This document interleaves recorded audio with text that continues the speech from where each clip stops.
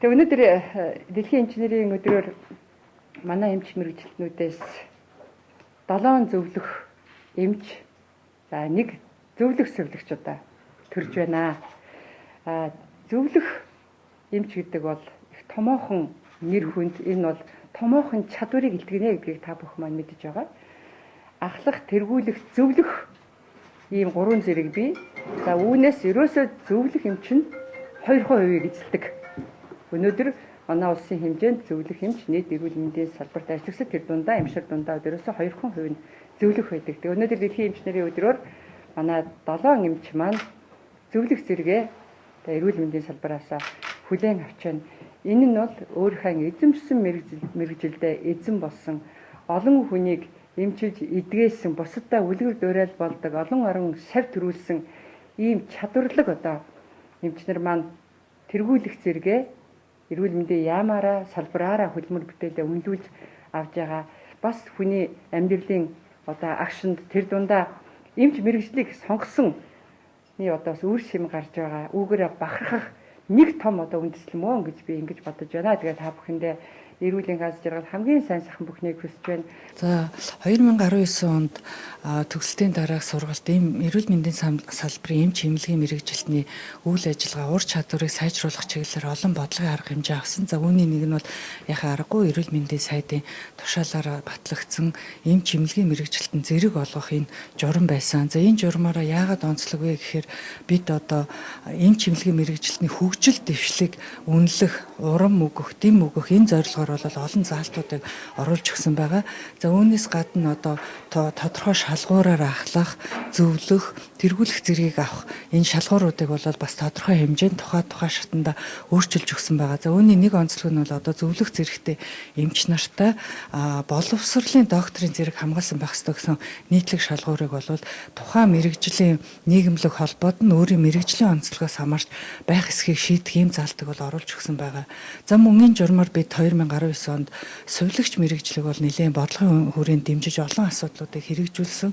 За үүний нэг нь бол өмнө нь байгаагүй сувилахун зөвлөх зэргийг бол бий болгож ялангуяа эмнэлэг зүйн чиглэлээр дэмжих бодлогыг барин 8 зөвлөх эмчийг бол шалгуур хангасан сувилагчдыг зөвлөх зэрэг болгон ажилласан. Энэ жил бол 2020 онд нэг зөвлөх зэргийн сувилагч бол сая гэрчлэгийг авлаа.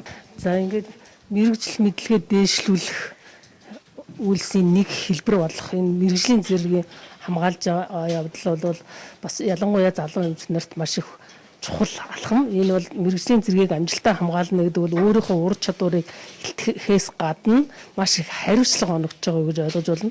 Ингээд мэрэгжлийн зэрэг хамгаалсан нийт эмчнэрт бүгдээрэнд нь халуун баяр хүргье.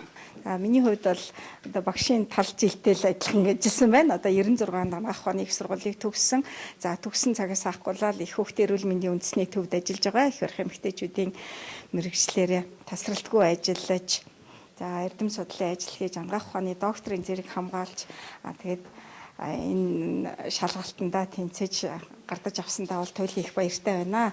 Тэгээд ер нь бол зөвлөх зэргийг өөрөө бид эмч бүхэн маань өдөр тутамдаа насан туршдаа суралцж явах хэрэгтэй.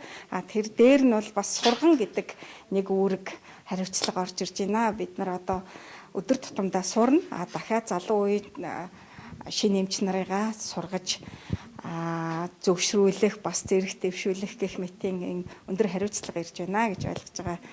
Арай хагцгүй залуу юм уу? 98 онд анагаах ухааны сургуулаа төгсөөс шууд сэтгцэн эмнэлэг рүү хүн болгоо очтгүй тэр газар руу хойрлогдож очиод өнөөдөр 22 дахь жилдээ ажиллаж байна. Тэгээд энэ хугацаанд бас эмчээч хийсэн, багш хийж байна. Дээрс нь салбар зөвлөлийн нарийн, салбар зөвлөлийн гишүүн, ингээл нийгмийн даатгалын шинжээч эмч гэл бүхэл боломжит салбарууд бас ажиллаж агаад тэгээд энэ өөрийгөө сойролоос шалгалтандаа ороод зэрэгтэй тэнцээд зэрэгээ хамгаалж чад баярлж байна. Тэгээд дээрээс нь энэ салбар зэргийн шалгалтыг маш олон жил авахад бас гар үе оролцож байсан.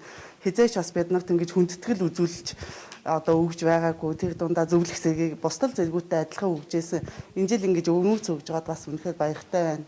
Анхны ингэж авч байгаа да. Тэгээд баярынхаа өдөрт авч байгаа. Тэгээд та бүхэндээ бас COVID-19-тэй маш сайн тэмцэж байгаа гэдэгт бас талархал илэрхийлээ. Тэр ерөнхийдөө 2002 оноос хүүхдийн эрүүл мэндийн үндэсний төвийн хүүхдийн нүдний эмслийн тасралтгүй одоо өнөөдрийг хүртэл ажилласаар ирсэн. За тэгээ манай баг хамт олон маань болохоор дутуу нэрийн дорлогийн эмгийн одоо онцлогын амжилтны асуудлыг ойр бис олон улсын байгууллагатай хамтарч ажиллаад олон улсын стандартаар бол ажиллаж байгаадаа бид нар маш их бахархдаг. За тэгээд цаашдаа энэ эрүүл мэндийн салбарт хүчин зүтгэж байгаа бүх хүмүүстээ одоо баярлалт талархснаа илэрхийлээд их орон одоо эмч нартай их хүндэтгэлтэй хайрлаж яваарай гэдэг бас уриалгыг хэлмээр байна. Тэгээ Монголын хүүхдийн нүдний хараа хурц мэлний тунгалаг байх болтгоо баярлалаа.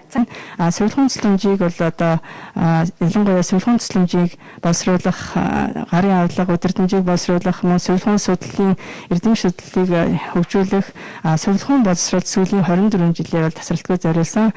Тэгээд ингээд өнөөдөр бол өнгөрсөн хугацаанд бас Таиланд улсын Чанмай их сургууль бол Монгол улсын 3 дахь шатлын эмнэлгүүдийн сувилгын төслөмжийн чанарт нөлөөлөх хүчин зүйлс гэсэн сэдвээр сувилгын ухааны докторийн зэрэгээр амжилттай хамгаалж ирээд ингээд өнөөдөр бас сайдаас эрүүл мэндийн сайдаас сувилгын зөвлөх зэрэгээр амжилттай авлаа, ингээд гардаж авлаа. Энэ бол бас их өөрөг хариуцлага ирж байгаа гэж бодож байна.